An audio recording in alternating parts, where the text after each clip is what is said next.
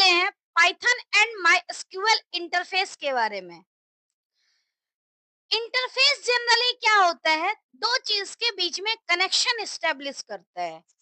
जैसे अगर हम बात करें माइस्क्यूएल और पाइथन के इंटरफेस की, यानी पाइथन और माइस्क्यूएल के बीच में अ, किसी चीज की वजह से कनेक्टिविटी हो सके, तो ऐसे ही इसी को बोला जाता है इंटरफेस। यानी जैसे ऑपरेटिंग सिस्टम है, तो ऑपरेटिंग सिस्टम में यूजर और हार्डवेयर के बीच में इंटरेक्टिविटी प्रोवाइड करता है। ऐसे ही जो इंटरफेस है, उसकी हेल्प से माई और पाइथन की कनेक्टिविटी हो सकती है। और उस कनेक्टिविटी के लिए हम पढ़ने वाले हैं my database connector. In real life scenario, user interact with applications whereas data is stored in database. We have already developed Python application and database table. मतलब रियल लाइफ सिनेरियो की अगर हम बात करें, तो डेटाबेस में डेटा स्टोर होता है, लेकिन अगर हमें उसे इंटरेक्ट करना हो, तो हम किसी ऐसे प्रोग्रामिंग लैंग्वेज की हेल्प से इंटरेक्ट कर पाते हैं जो हमें फ्रंट से शो होता है। जैसे अगर हम डेटाबेस और पाइथन की बात करें, तो इसमें डेटाबेस बैकएंड में यूज होता है, यानी यूजर देख नहीं सकता। अगर जैसे हम कोई डेटा पाइथन एप्लीकेशन की हेल्प से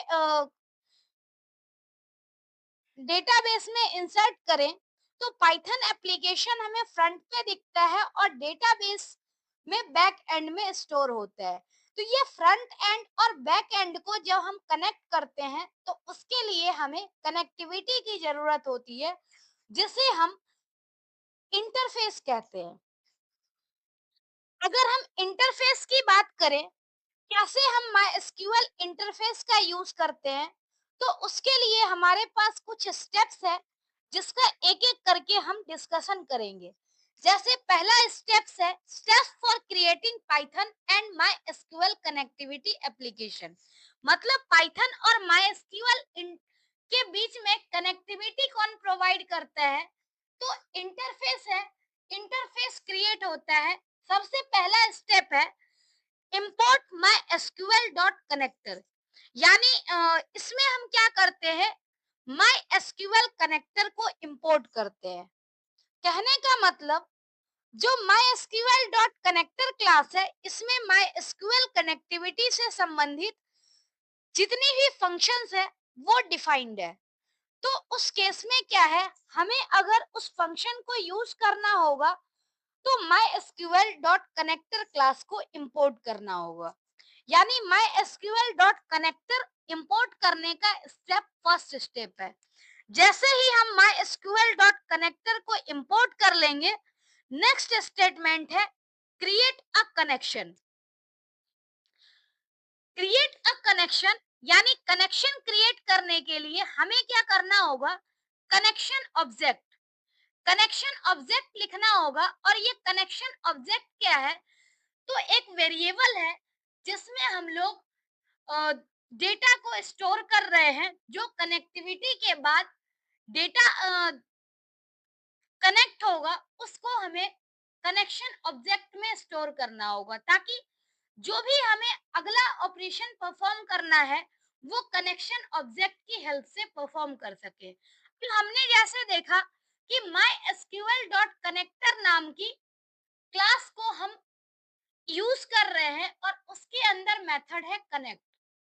यानी क्रिएट कनेक्शन के लिए, कनेक्शन क्रिएट करने के लिए हमें माई डॉट कनेक्टर क्लास का कनेक्ट मेथड यूज करना होगा। कनेक्ट मेथड यूज करने के लिए डिफरेंट पैरामीटर हैं, जैसे कि होस्ट, इसमें लोकल होस्ट आएगा, यूजर यानी यूजर नेम, पासवर्ड, और database equal to database name. Password में पूरा पासवर्ड हम नहीं लिखते हैं, PASSWD। तो ये चार हमारे पास पैरामीटर है, होस्ट, यूजर, पासवर्ड और डेटाबेस। इसका यूज करके हम कनेक्शन ऑब्जेक्ट में वैल्यू स्टोर कर सकते हैं। अगर हमें यूजर नेम ना पता हो, तो यूजर नेम पता करने के लिए हम लोग यहाँ पर एक कमांड यूज करेंगे, सिलेक्ट यूजर।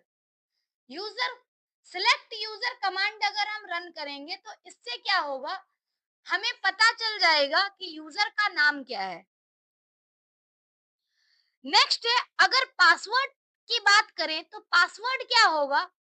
इस केस में पासवर्ड, जब हम पाइथन माई एसक्यूएल इंस्टॉल करते हैं तो माई एसक्यूएल इंस्टॉल करने टाइम में हमें पासवर्ड सेट करना होता है, और अगर हम पासवर्ड को ब्लैंक रखते हैं तो हम बिना पासवर्ड के डेटाबेस के साथ कनेक्टिविटी कर सकते हैं।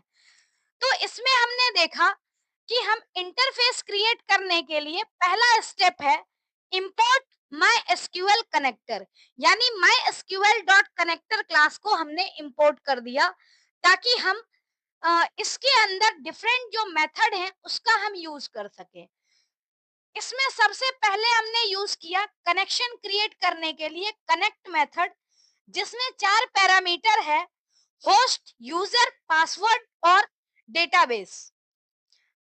तो ये सिंटैक्स है कनेक्शन क्रिएट करने के लिए। कनेक्शन क्रिएट करने के बाद हमें तीसरा स्टेप जो फॉलो करना होगा वो होगा क्रिएट कर्सर। लेकिन उससे पहले हम देखेंगे कि हम एक्चुअल में कैसे कनेक्टिविटी कर सकते हैं। तो उसके लिए पाइथन कोड है, जैसे पाइथन कोड यहाँ पर है import my SQL dot connector, यानी हमने my SQL dot connector class को इंपोर्ट किया। अब यहाँ पर कौन क्या है, तो डेटाबेस ऑब्जेक्ट है, कनेक्टिविटी ऑब्जेक्ट है। नेक्स्ट हम यूज कर रहे हैं my SQL dot connector dot connect, मतलब ये जो कनेक्ट मेथड है वो माई एसक्यूएल डॉट कनेक्टर नाम की क्लास में डिफाइन किया गया है। अब इसमें हम लोग क्या कर रहे हैं, वेरियस पैरामीटर यूज कर रहे हैं। जैसे होस्ट के लिए हमने यूज किया लोकल होस्ट, ऐसे ही यूजर जो हमने सिलेक्ट किया था ODBC at the rate local host. Database जिसके साथ हमें कनेक्टिविटी करनी है, जिस डेटाबेस के साथ कनेक्शन करना है वो डेटाबेस का नाम। यहाँ पर हमने पासवर्ड नहीं लिखा, इसका मतलब क्या है कि पासवर्ड ऑप्शन हमने इसलिए मेंशन नहीं किया है क्योंकि हमने जो माइस्क्यूएल है उसको इंस्टॉल करने टाइम में कोई पासवर्ड नहीं दिया था, पासवर्ड का फील्ड ब्लैंक था। तो अगर इस केस में पासवर्ड फील्ड ब्लैंक हो तो हमें पासवर्ड देने की जरूरत नहीं है। अब ये जब लाइन इंप्लीमेंट होगा तो हम देख भी सकते हैं कि कनेक्टिविटी सक्सेसफुली हुई है या नहीं हुई है। तो उसके लिए एक मेथड है हमारे पास, इज कनेक्टेड। तो इस कनेक्टेड मेथड का यूज करके हम चेक कर सकते हैं कि कनेक्टिविटी सक्सेसफुली हुई है या फिर फेल हुई है। तो इसके लिए हमने इफ स्टेटमेंट यूज किया है, इफ कौन क्या है, connection object dot is connected, मतलब हमने कनेक्शन ऑब्जेक्ट के साथ मेथड यूज किया है इज कनेक्टेड। अगर कनेक्शन होगा तो कनेक्शन सक्सेस प्रिंट होगा, कनेक्शन नहीं होगा तो कनेक्शन फेल्योर प्रिंट होगा। तो इस तरह से हम पाइथन कोड लिख सकते हैं, यानी फर्स्ट और सेकंड स्टेटमेंट के लिए हमने पाइथन कोड लिखा। पहला था इंपोर्ट, दूसरा था कि हमें कनेक्शन स्टेब्लिश करने। इसका मतलब क्या है, दो स्टेप यहाँ पर क्रिएट हो गया, आउटपुट में आ रहा है कनेक्शन सक्सेस। इस connected function checks whether connection string is able to connect Python with MySQL, यानी कि सक्सेसफुली कनेक्ट है या नहीं है, जो पाइथन है वो MySQL के साथ प्रॉपरली कनेक्ट हुआ या नहीं हुआ, ये चेक करने के लिए इस कनेक्टेड मेथड का यूज करते हैं। अगर कनेक्टेड होगा तो इसका मतलब वैल्यू ट्रू आएगी, और ट्रू के केस में क्या होगा कि जो इफ का पोर्शन है वो एग्जीक्यूट होगा। अगर फॉल्स होता तो फॉल्स के केस में इल्स पार्ट एग्जीक्यूट होता। तो इस तरह से हमने दो स्टेप्स को सीखे हैं। नेक्स्ट स्टेप यहाँ पर है create a cursor. Create cursor, इससे पहले हम ये जानते हैं कि कर्सर क्या होते हैं। कर्सर क्या है? Cursor is a pointer which point towards the result set of SQL query। मतलब कर्सर एक ऐसा पॉइंट है जो कि एसक्यूएल क्वेरी के रिजल्ट सेट के टुवर्ड्स पॉइंट करता है। मतलब यहाँ पर हम लोग कभी भी whenever a SQL query runs it gives the entire result set in one go। मतलब जब कभी भी हम लोग रिजल्ट क्वेरी एग्जीक्यूट करते हैं, क्वेरी रन करते हैं, तो इंटायर रिजल्ट हमें वन गो में मिलता है। हमें इंटायर रिजल्ट सेट को, अगर जैसे क्या है, इंटायर रिजल्ट सेट अगर हमें एक बार में नहीं चाहिए तो उसके लिए हम क्या करते हैं, कर्सर को क्रिएट करते हैं और जो रिजल्ट सेट का डेटा है वो स्टोर हो जाता है और एक एक करके एज पर रिक्वायरमेंट हम इसको फेच कर सकते हैं। कहने का मतलब क्या है कि अगर कर्सर ना हो तो इस केस में सारा रिजल्ट हमें वन गो में मिलता है। लेकिन अगर हम कर्सर यूज कर रहे हैं तो हम अपनी रिक्वायरमेंट के हिसाब से रो को फेच कर सकते हैं। अगर हम सिंटैक्स की बात करें तो सिंटैक्स होता है cursor object equal to connection object dot cursor. यानी कर्सर मेथड हम यूज करते हैं। कर्सर मेथड का यूज करके हम अपनी रिक्वायरमेंट के हिसाब से रिजल्ट सेट को फेच कर सकते हैं। अब यहाँ पर नेक्स्ट क्या है, एग्जीक्यूट क्वेरी। एग्जीक्यूट क्वेरी का मतलब है कि हमें क्वेरी जब एग्जीक्यूट करनी है तो उसके लिए क्या सिंटैक्स होगा। तो क्वेरी जब भी एग्जीक्यूट करनी होगी उसके लिए सिंटैक्स है cursor dot cursor object dot execute और ब्रैकेट में हम एसक्यूएल की क्वेरी स्ट्रिंग लिखते हैं। मतलब एग्जीक्यूट में हमें वो क्वेरी लिखने हैं जिसकी हेल्प से हम क्या कर सकते हैं, क्वेरी को एग्जीक्यूट कर सकते हैं। अगर हम बात करें रिजल्ट सेट से डेटा को फेच करने की, तो उसके लिए हमारे पास डिफरेंट डिफरेंट मेथड है जिसका यूज करके हम डेटा सेट से रिजल्ट फेच कर सकते हैं। जैसे पहला है fetch all. Fetch all function क्या करता है, इंटायर रिकॉर्ड को रिजल्ट सेट से एक बार में फेच करता है। Each individual record will be in the form of a tuple, whereas entire result set will be in the form of a list। अगर हम सिंटैक्स की बात करें तो सिंटैक्स है variable name equal to cursor dot fetch all. मतलब इससे क्या होगा, सारे डेटा को एक बार में फेच कर लेगा और इसको हम प्रिंट करना चाहें तो इंटायर डेटा एक बार में प्रिंट करेगा। हम लोग इस एग्जाम्पल से देखते हैं कि कैसे हमने सारे स्टेप्स को एक बार में कवर किए हैं। जैसे सबसे पहला है, इस एग्जाम्पल से हम समझते हैं कि हर एक स्टेप को हमने कैसे इम्प्लीमेंट किया है। तो पहला है import mysql.connector as mys। मतलब हमने mysql.connector जो हर जगह यूज किया था उसका एक एलियास नेम क्रिएट कर दिया। अब हमें mysql.connector लिखने की जरूरत नहीं होगी, हम mys लिख करके काम चला सकते हैं। ये एलियासिंग का कंसेप्ट होता है, इसीलिए हम एलियास यूज करते हैं ताकि हम बड़े नाम को शॉर्ट में लिख करके और सारी फंक्शनैलिटी एक्सेस कर सकें।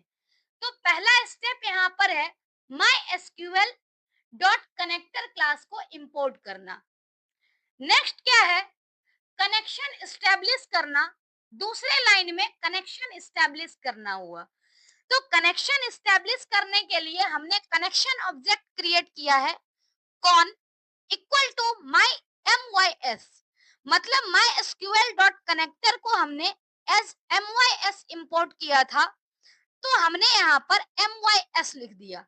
फिर इसमें क्या है, कनेक्ट क्लास, कनेक्ट फंक्शन हम यूज करेंगे कनेक्शन स्टैब्लिश करने के लिए और इसकी पैरामीटर है होस्ट, यूजर और डेटाबेस, जिसमें हम वैल्यू देंगे, पासवर्ड नहीं दे रहे हैं क्योंकि हमने डेटाबेस क्रिएट करने टाइम में कोई भी पासवर्ड को, जो माइस्क्यूएल इंस्टॉल हो रहा था उस टाइम में हमने किसी पासवर्ड को सेट नहीं किया था। नेक्स्ट है कर्सर क्रिएट करना। तीसरा स्टेप क्या होता है कि क्रिएटिंग कर्सर। तो कर्सर क्रिएट करने के लिए हमने क्या किया है, कर्सर ऑब्जेक्ट क्रिएट किया है CUR equal to con dot cursor, मतलब cursor object equal to connection object dot cursor, मतलब इससे क्या हुआ, कर्सर क्रिएट हो गया। अब नेक्स्ट में क्या है कि हम जिस एसक्यूएल क्वेरी को एग्जीक्यूट करना चाहते हैं उसको हमने वेरिएबल में स्टोर कर दिया। हम चाहे तो डायरेक्ट इसको एग्जीक्यूट के ब्रैकेट में भी लिख सकते हैं। तो यहाँ पर हमने लिखा है select star from student. Next है B equal to cursor object dot execute, यानी हमने क्या किया, कर्सर ऑब्जेक्ट का यूज करके क्वेरी को एग्जीक्यूट किया है। कौन सी क्वेरी एग्जीक्यूट की, तो ए, और ए का मतलब है सिलेक्ट स्टार फ्रॉम स्टूडेंट, यानी इसमें क्या है, एसक्यूएल क्वेरी एग्जीक्यूट हो रही है कर्सर के साथ। नेक्स्ट क्या है, C equal to CUR dot fetch all, मतलब इस केस में क्या है कि वैसे तो हम अपनी रिक्वायरमेंट के हिसाब से क्या करते हैं, जब कर्सर क्रिएट करते हैं तो एक एक करके डेटा सेट को फेच करते हैं, लेकिन यहाँ पर हमने क्या किया है, फेच ऑल यूज किया है, तो इंटायर डेटा सेट एक बार में हमें रिजल्ट शो होगा।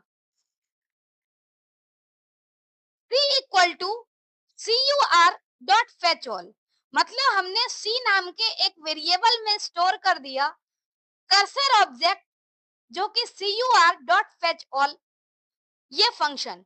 अब जैसे ही फेच ऑल फंक्शन एग्जीक्यूट होगा इसका डेटा स्टोर हो जाएगा c नाम के वेरिएबल में। फिर नेक्स्ट में दिया हुआ है प्रिंट स्टेटमेंट। प्रिंट स्टेटमेंट की हेल्प से क्या होगा कि जो सी में वेरिएबल स्टोर किया गया था फेच डेटा सेट, वो फेच डेटा सेट प्रिंट हो जाएगा। और लास्ट में लास्ट स्टेप है ये सारे स्टेप के बाद कि कनेक्शन क्लोज करना। तो उसके लिए हम क्या करते हैं, कनेक्शन ऑब्जेक्ट डॉट क्लोज लिखते हैं, यानी कनेक्शन क्लोज करना। अब यहाँ पर क्या है, हम जो प्रिंट कर रहे हैं तो प्रिंट करने के बाद क्या है, फेच ऑल जो है वो हर एक इंडिविजुअल रिकॉर्ड को टपल के फॉर्म में दे रहा है, यानी पैरेंथेसिस में लिखा हुआ है, हर एक रो एक टपल के फॉर्म में है, इंडिविजुअल टपल के फॉर्म में, और इंटायर रो की एक लिस्ट बना दी गई है। अगर हम यहाँ देखें तो हर एक रो पैरेंथेसिस में लिखा हुआ है, और पैरेंथेसिस का यूज करके और फिर यहाँ पर क्या है, हर एक रो को एक सिंगल एलिमेंट की तरह ट्रीट किया गया है और इसे लिस्ट के फॉर्म में प्रिंट कर दिया गया। इसका मतलब क्या है, फेच ऑल फंक्शन जो है वो इंटायर रिकॉर्ड को रिजल्ट सेट में शो करता है, लेकिन क्या है, इंडिविजुअल रिजल्ट टपल के फॉर्म में होगा और इंटायर डेटा सेट मिला करके एक लिस्ट बनेगी। तो इस तरह से फेच ऑल फंक्शन काम करता है।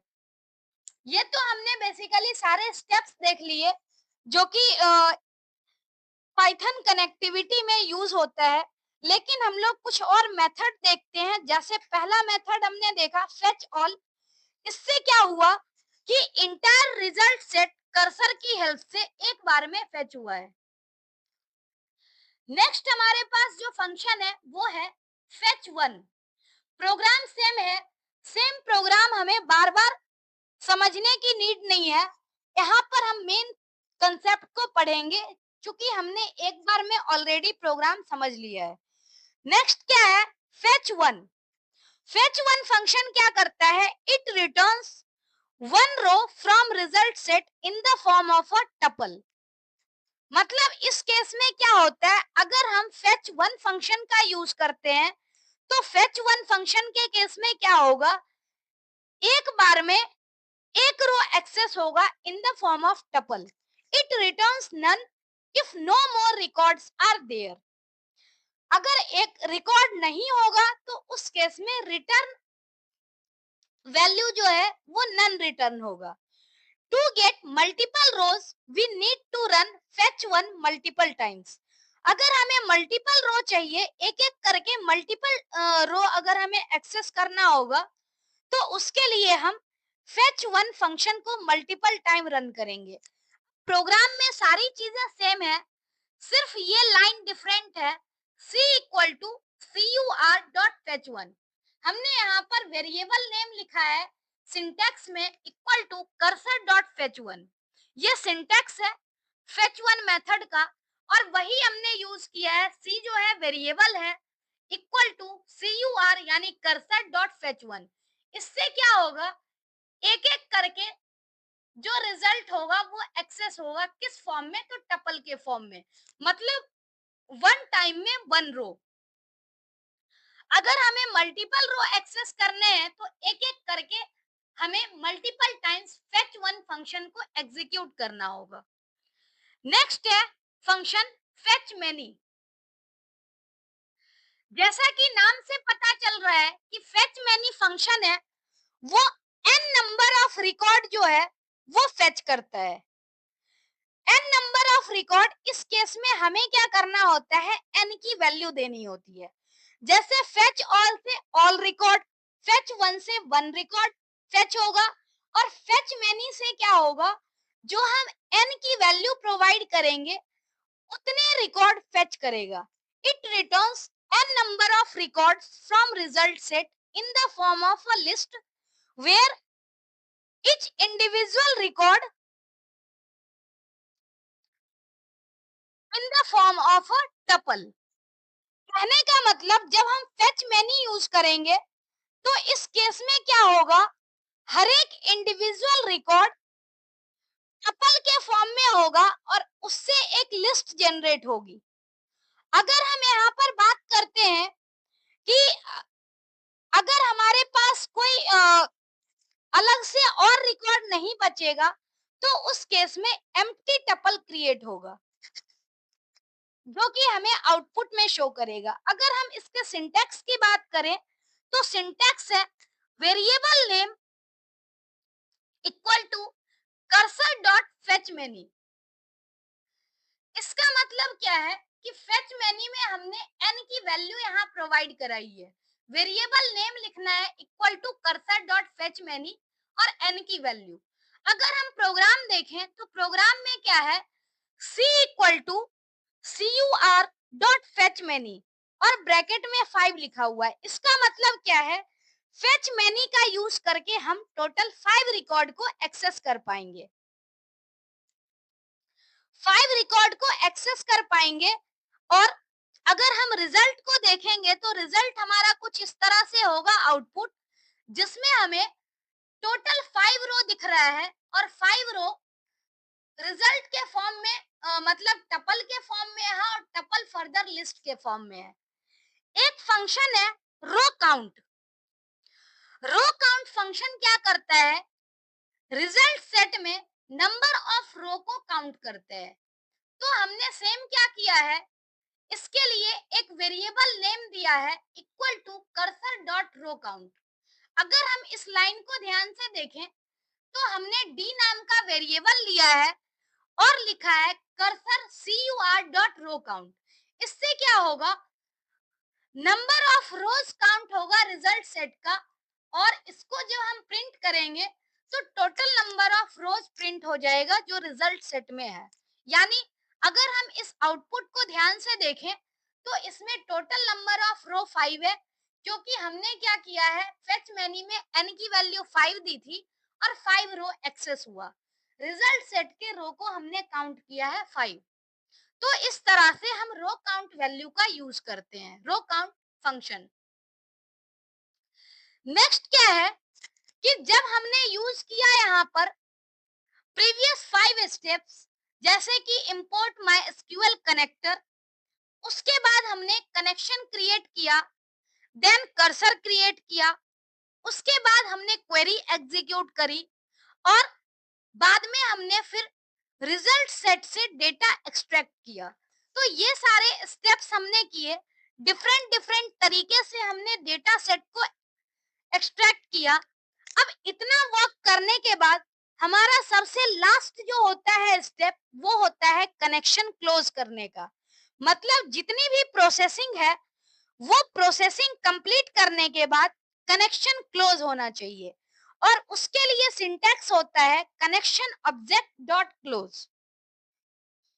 अगर हम एग्जाम्पल की बात करें तो प्रीवियस एग्जाम्पल में ही हम देख सकते हैं, यहाँ पर लास्ट लाइन में लिखा हुआ है कौन, यानी कनेक्शन ऑब्जेक्ट डॉट क्लोज। मतलब इससे क्या है कि हमने जितने भी ऑपरेशन परफॉर्म कराए, उसके बाद लास्ट में हमने क्या किया, कनेक्शन को क्लोज कर दिया। तो ये कुछ 6 स्टेप्स होते हैं जो कि हम लोग Python and my SQL interface connectivity में यूज करते हैं। तो ये हमें अपने सिलेबस में पढ़ना था। और इसका ज्यादातर यूज कहाँ होता है, तो जब हम कोई प्रोजेक्ट वगैरह क्रिएट करते हैं जहां पर हम पाइथन प्रोग्रामिंग को माई एसक्यूएल डेटाबेस के साथ या किसी अदर डेटाबेस के साथ इंटीग्रेट करते हैं, तो वहां पर हमें कनेक्टिविटी करनी होती है।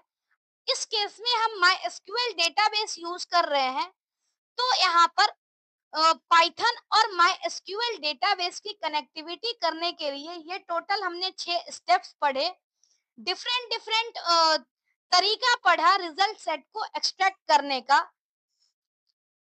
तो ये आज का टॉपिक था पाइथन इंटरफेस। और ये पूरे डेटाबेस की अगर हम बात करें तो डेटाबेस वाली यूनिट का लास्ट टॉपिक था। तो इस तरह से हम कह सकते हैं कि हमारी जो डेटाबेस वाली यूनिट है वो कवर हो चुकी है। अब जो भी हम लोग पढ़ेंगे नेक्स्ट क्लास में डिफरेंट कंटेंट के साथ आएंगे। आज के लिए इतना ही। Thank you so much.